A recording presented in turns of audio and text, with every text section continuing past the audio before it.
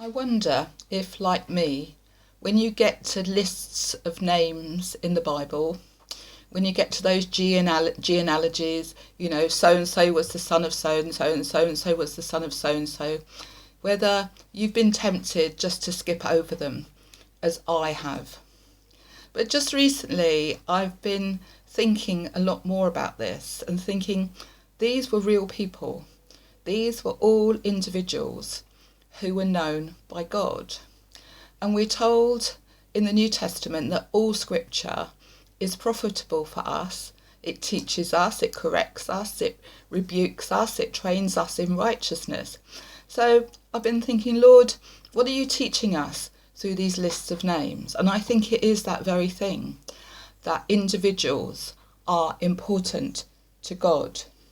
Each one of these people were not only known by their families, but more importantly, known by God.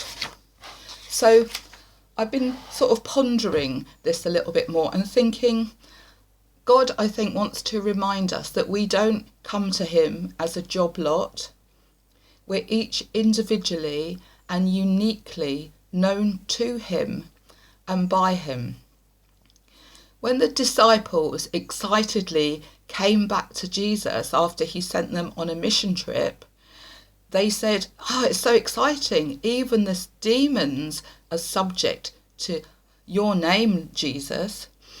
And they were excited about what God was doing through them. And Jesus said to them that however much they rejoiced in that, the greater blessing and the greater rejoicing was that their names were written in heaven.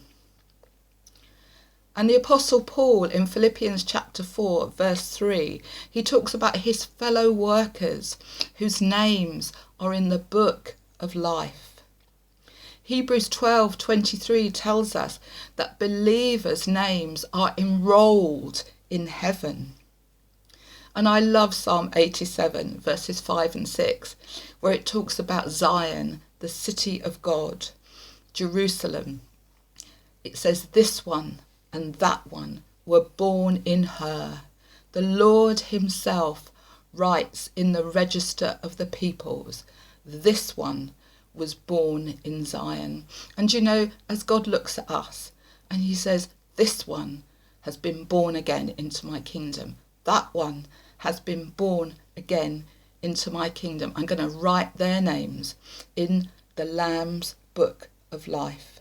Just remember that we are enrolled in God's book of life. So when you come to those lists in the Bible, maybe you'll think about them a little bit differently and think this person and that person was known by God uniquely and individually, just as we are.